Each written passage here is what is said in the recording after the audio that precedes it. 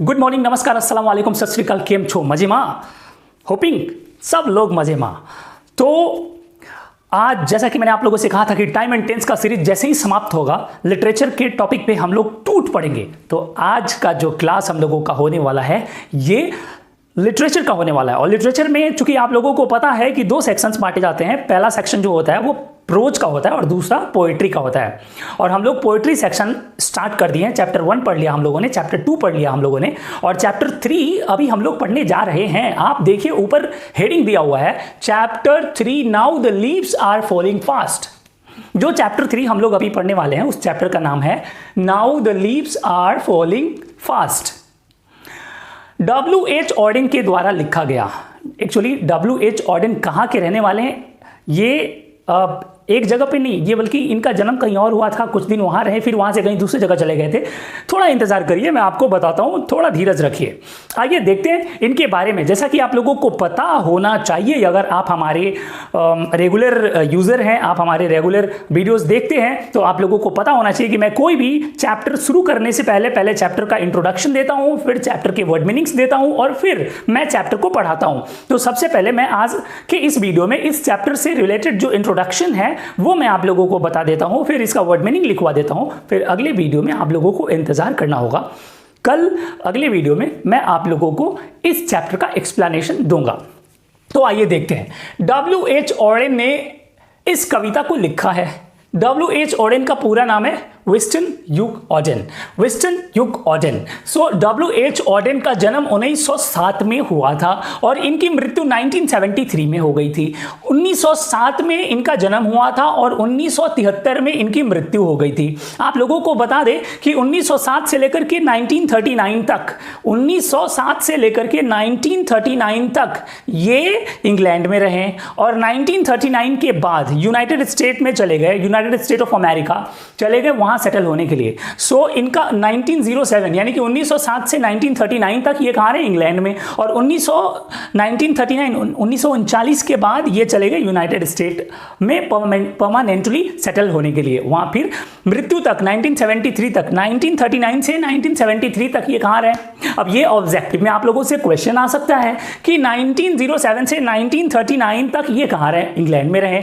1939 से 1973 तक कहाँ रहे? तो यूनाइटेड स्टेट ऑफ अमेरिका में रहे। सो ये ऑब्जेक्टिव आप लोगों के लिए बहुत ही ज्यादा, मैं आप लोगों को इंट्रोडक्शन इसलिए बताता हूं ताकि ऑब्जेक्टिव्स आप लोगों को रिमेंबर करने का जरूरत ना पड़े। ये जो ऑब्जेक्टिव्स है जो पोएट होते हैं उनके बारे में कुछ इंफॉर्मेशन आप लोगों को होना चाहिए, क्योंकि वहां से भी हमारे एग्जाम में ऑब्जेक्टिव्स पूछे जा सकते हैं। सो इसलिए ये सब अपने दिमाग में एकदम बैठा लेना है। सो गाइज आगे चलते हैं। He won the Pulitzer prize in 1948 for the age of anxiety. पता है द एज ऑफ एंग्जाइटी मतलब कविताओं का संग्रह। एक किताब इन्होंने लिखा और उस किताब का नाम था द एज ऑफ एंग्जाइटी। और उस किताब में बहुत सारे इनकी कविताओं का कलेक्शन था, संग्रह था। उस कलेक्शन को लेकर के, उस कलेक्शन के लिए 1948 में W.H. ऑडेन को जो प्राइज मिला उस प्राइज का नाम है पुलित्जर प्राइज। उस प्राइज का नाम है पुलित्जर प्राइज। तो गाइज आप लोगों के एग्जाम में यहां से क्वेश्चन 1 नंबर का ऑब्जेक्टिव आ सकता है। क्वेश्चन क्या आएगा कि दो तरीके से क्वेश्चन बना सकता है। क्वेश्चन 1 बनाएगा कि W.H. ऑडेन को कौन सा प्राइज मिला, नोबेल प्राइज, पुलित्जर प्राइज, और भी 2 प्राइजेस का नाम दे देगा उसके बाद ऑप्शन में, और आपको बोलेगा सही आंसर करो। सो एक तो ये दे देगा। दूसरा ऑब्जेक्टिव यहां से बनने का कि उनको ये पुलित्जर प्राइज कब मिला। सो 1948 में मिला। एक और यहां से बन सकता है ऑब्जेक्टिव कि उनको ये पुलित्जर प्राइज 1948 में क्यों मिला, किसके लिए मिला। सो इनकी कविताओं के संग्रह का एक किताब था, कविताओं का संग्रह था, उस संग्रह का, उस कलेक्शन का नाम था द एज ऑफ एंग्जाइटी। इसी के लिए इनको 1948 में पुलित्जर प्राइज मिला। सो इस प्रकार से आप लोगों के ऑब्जेक्टिव्स जो हैं वो आते हैं और आपको आपके ऑब्जेक्टिव्स को रटना ना पड़े, इसलिए मैं एक बेहतर इंतजाम लेकर के आया हूं। आप लोग ये जितने भी डिटेल है आप लोग अपने अपने कॉपी पे प्लीज इसको नोट कर लीजिए, वीडियो को ध्यान से सुनिए। आगे देखते हैं।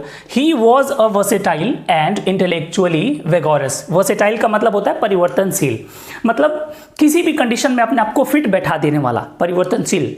वर्सेटाइल, एक होता है ना वर्सेटाइल एक्टर, मतलब किसी भी सिचुएशन में वो एक्टर जो है वो फिट बैठ जाता है, दैट इज कॉल्ड वर्सेटाइल। सो ये कभी भी वर्सेटाइल थे, मतलब किसी भी सिचुएशन में ये फिट बैठ जाते थे। And intellectually vigorous, intellectually vigorous, vigorous का मतलब ओजस्वी, मतलब जोशीले, और इंटेलेक्चुअली का मतलब इंटेलेक्चुअल, मतलब बहुत ही ज़्यादा इंट्रैक्शन वाले, बौद्धिक इसको कहते हैं, बौद्धिक रूप से, यानी कि बहुत शांत स्वभाव के, और बहुत ज़्यादा इनका जो इंट्रैक्शंस होता था बहुत ही ज़्यादा। जब भी कविताएं ये लिखते थे, और जब ये कविताएं, इनकी कविताएं जब लोग पढ़ते थे तो बहुत ज़्यादा ये इनकी कविताओं में लोग लीन हो जाते थे। सो आई मीन ये इसके साथ साथ, कवि के साथ साथ वर्सेटाइल थे, इंटेलेक्चुअली विगोरस कवि थे, और इसके साथ साथ ड्रामा भी लिखते थे, ड्रामेटिस्ट भी थे, क्रिटिक आलोचक भी थे, और ट्रांसलेटर मतलब अनुवादक भी थे, एंड एडिटर मतलब संपादक भी थे। ये जो भी वर्ड मीनिंग्स आप लोग सुन रहे हैं उसको कॉपी पे लिख लीजिएगा, पॉज करके और सारा सुन करके आप लोग एक बार फिर से कॉपी पे नोट बनाइएगा। So he was a versatile and intellectually vigorous. Versatile मतलब परिवर्तनशील, किसी भी परिवर्तन में अपने आप को फिट रखने वाला, एंड इंटेलेक्चुअली का मतलब कह सकते हैं हम लोग बौद्धिक रूप से, विगोरस मतलब ओजस्वी, जोशीला, पोएट, मतलब वर्सेटाइल थे, इंटेलेक्चुअली थे, विगोरस कवि थे। सो कवि ही नहीं बल्कि कवि के साथ साथ ये ड्रामा लिखने वाले भी थे, क्रिटिक लिखने वाले भी थे, ट्रांसलेटर भी थे, एंड एडिटर भी थे। ही लेफ्ट इंग्लैंड इन 1939, बताया था अभी थोड़ी देर पहले, 1939 में इंग्लैंड छोड़ दिए, और to settle permanently in the United State, नीचे में यूनाइटेड स्टेट लिखा हुआ है, यानी कि 1939 में ये छोड़ दिए, कहाँ, इंग्लैंड, और उसके बाद चले गए परमानेंट सेटल होने के लिए, कहाँ पे, यूनाइटेड स्टेट चले गए। आइए आगे देखते हैं। तो आगे देखते हैं हम लोग देखते हैं कि चूंकि इनका जो लाइफ है वो दो पार्ट्स में डिवाइड है, एक इंग्लैंड में और एक अमेरिका में।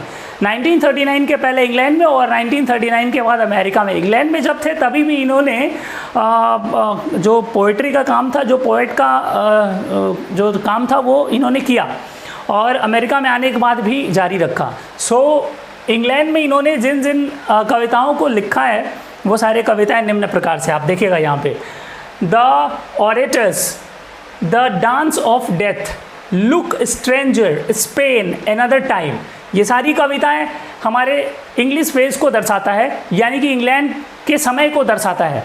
और ये जो कविताएं हैं ये अमेरिकन फेज को दर्शाता है, यानी कि ये कविताएं अमेरिका से लिखी गई थी।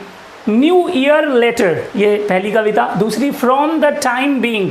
तीसरा the age of an anxiety. अच्छा, यही तो था the age of an anxiety. इसी के चलते तो anxiety, the age of anxiety के चलते ही हम हमारे ये W.H. ऑडेन साहब को पुलित्जर प्राइज मिला था। द शील्ड ऑफ एकिल्स, ये हमारे अमेरिकन फेज के कविताएं हैं, और ये इंग्लैंड फेज की कविताएं हैं। तो ये आप लोग अपने अपने कॉपी पे नोट कर लीजिए, ऑब्जेक्टिव में बहुत ही ज़्यादा काम आने वाला है, इसको नोट कर लीजिए। आ जाएगा कि न्यू ईयर लेटर किसने लिखा है। सो W.H. ऑडेन ने लिखा है। किस फेज़ में लिखा है, तो अमेरिकन फेज़ में लिखा है। सो इस प्रकार से आप लोगों का जो ऑब्जेक्टिव है वो पकड़ में आ जाएगा। इसको जल्दी से कॉपी कर लीजिए। वर्ड मीनिंग्स के बारे में, इस चैप्टर के वर्ड मीनिंग्स के बारे में हम लोग देखते हैं। आइए, चूँकि पहले डिस्क्रिप्शन मैंने बता दिया आप लोगों को, उसके बाद वर्ड मीनिंग, इसके बाद मैं चैप्टर पढ़ाऊँगा। तो आइए देखते हैं कुछ इस चैप्टर से रिलेटेड जो वर्ड्स हैं जो इस कविता में यूज़ किया गया है, वो वर्ड्स किसके लिए यूज़ किया गया है। सबसे पहले नर्सेस फ्लावर। इस कविता में एक वर्ड यूज़ किया गया है नर्सेस फ्लावर। ये नर्सेस फ्लावर क्यों यूज़ किया गया है, किसके लिए यूज़ किया गया है। पेड़ के नीचे देखे होंगे जो बड़ा बड़ा पेड़ होता है, ट्रीज होते हैं, उनके नीचे में छोटे छोटे फूल पौधे लगे होते हैं, that is called nurses flower. उसी को डिनोट कराने के लिए नर्सेस फ्लावर वर्ड का इस्तेमाल इस कविता में हमारे W.H. ऑडेन ने किया है। प्रैम्स, आप देखे होंगे, प्रैम्स का मतलब क्या होता है मैं बताता हूँ। छोटा बच्चा घराड़ी बना के खेलता है गांव में, मिट्टी का जो घराड़ी होता है ना, छोटा बच्चा, मैंने भी खेला है। तो जो प्रैम्स होता है, ये छोटे बच्चों का वो जो घराड़ी वाला जो गाड़ी होता है ना, उसी को प्रैम्स यहाँ पे हमारे लेखक ने यूज़ किया है। Whispering never. विस्परिंग नेवर का यूज़ किसके लिए किया है? यमराज के लिए किया है। इस कविता को जब मैं आप लोगों को पढ़ाऊंगा और इस कविता में जहाँ भी विस्परिंग नेवर आएगा तो समझ जाइएगा काल मंडरात है जजमान, यानी कि यमराज के बारे में बात हो रही है। प्लक, प्लक का मतलब होता है तोड़ देना या हटा देना। वैसे इस कविता में तोड़ देना नहीं बल्कि हटा देने के सेंस में प्लक का प्रयोग किया गया है। फ्रीज का मतलब होता है ठंडा पड़ जाना। हर इंसान आज के डेट में, जो गर्मी अभी चली है, आज के डेट में सब लोग मुझे लगता है कि फ्रीज का इस्तेमाल करना शुरू कर दिए होंगे अपने अपने घरों में। सो फ्रीज का मतलब होता है ठंडा पड़ जाना। यहाँ पे चूँकि ये जो कविता है थोड़ा नेचर को टच कराता है, प्रकृति को टच करा रहा है। मैं बताऊंगा कि ये कविता किसके बारे में है और क्या इस कविता का थीम है। बस ये वर्ड मीनिंग मुझे पूरा करा लेने दीजिए। सो फ्रीज का मतलब होता है ठंडा पड़ जाना। जब इंसान मर जाता है, सो इंसान मरने के बाद जो उसका शरीर होता है ना वो पूरा ठंडा पड़ जाता है, फ्रीज हो जाता है। सो उसी सेंस में यहाँ पे यूज़ किया है। वुडन कॉफिन, वुडन कॉफिन का मतलब होता है 100 संदूक। फिल्मों वगैरह में आप लोगों ने देखा होगा, एक लकड़ी का संदूक होता है, उसमें डेड बॉडी को, लाश को जो होता है वो डाल दिया जाता है और एक जगह से दूसरी जगह ले जाया जाता है। सो आप लोगों ने देखा होगा फिल्मों में। स्टीफली, स्टीफली का मतलब होता है कठोर। रिब्यूक का मतलब होता है डांटना।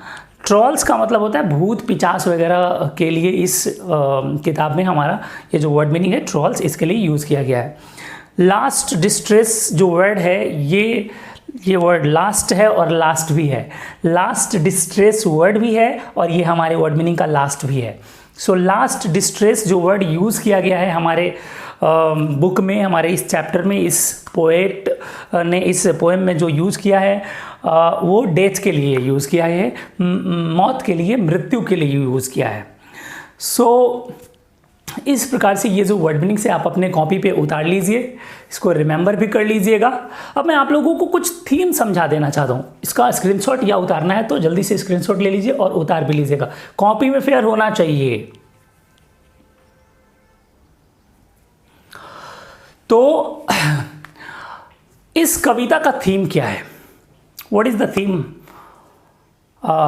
In this poem? इस कविता का जो थीम है, आखिर W.H. ऑडेन जो है वो इस कविता का नाम now the leaves are falling fast क्यों दिया है? सो मैं आपको बता दूं कि W.H. ऑडेन ने इस कविता का नाम now the leaves are falling fast का जो समझाना चाहा है, मतलब उसका मतलब इससे है कि हम मृत्यु के और ज़्यादा करीब होते जा रहे हैं। यानी कि जो पत्तियां हैं वो पेड़ से नीचे काफ़ी तेज़ी से गिरते जा रहे हैं। इसके कहने का क्या मतलब है? Now the leaves are falling fast, इसका मतलब है कि पेड़ का जो पत्तियां हैं ना वो अब तेजी से झड़ रहे हैं, गिर रहे हैं। पता है इसका मतलब क्या है?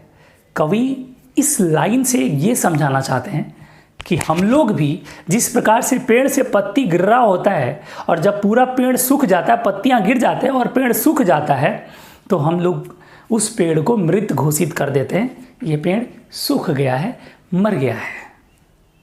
उसी प्रकार से कवि इस कविता के जरिए हम लोगों को समझाना चाहते हैं कि जैसे पेड़ से पत्तियां गिर रहा होता है तो पेड़ मौत के करीब जा रहा होता है, वैसे ही हम लोग भी मौत के करीब जा रहे होते हैं। हर रोज़ जन्म और मृत्यु के बीच का जो समय होता है, हम हर रोज़ मौत के उतनी दिन करीब चले जाते हैं।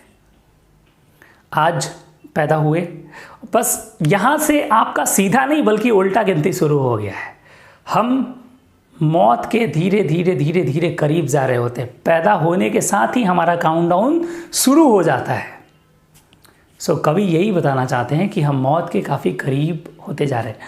कवि जो है वो समझाना चाहते हैं, एक फ्रस्ट्रेशन के बारे में बात कर रहे हैं। He talks about a natural frustration. हालांकि सबको पता होता है कि हम लोगों को मरना है। एवरीबडी नोज़ कि 60 साल के बाद, 70 साल के बाद, 80 साल के बाद मरना है। तो जीना छोड़ देता है क्या कोई आदमी? ऐसा नहीं है ना। सब लोग हंसी खुशी जीता है। सबको पता है कि 60, 70, 80 साल के बाद मरना है, ये सब लोगों को पता है। कवि जो है वो इस चीज़ को फ्रस्ट्रेशन के रूप में हमारे समाज में एक अपने कविता के जरिए, अपने वर्ड्स के जरिए एक फोकस डालना चाहते हैं। वो क्या डालना चाहते हैं आप ज़रा ध्यान से सुनिएगा।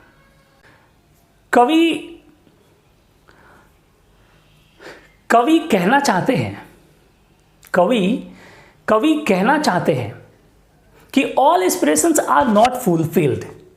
इस कविता का मैं थीम बता रहा हूँ, कविता भी पढ़ा नहीं रहा हूँ, अभी मैं बस ट्रेलर बता रहा हूँ। कवि कहना चाहते हैं कि all aspirations are not fulfilled, individual lives और इंडिविजुअल डाइज के बारे में बात हो रहा है। यानी कि हमारे मतलब मनुष्य की सारी इच्छाओं की पूर्ति नहीं की जा सकती है। एक जीवन में मनुष्य के सारी इच्छाओं की पूर्ति संभव नहीं हो सकता है, नहीं किया जा सकता है। कवि इस कविता में यह भी बता रहे हैं कि खाली हाथ आए थे और खाली हाथ जाएंगे, अकेले आए थे अकेले जाएंगे।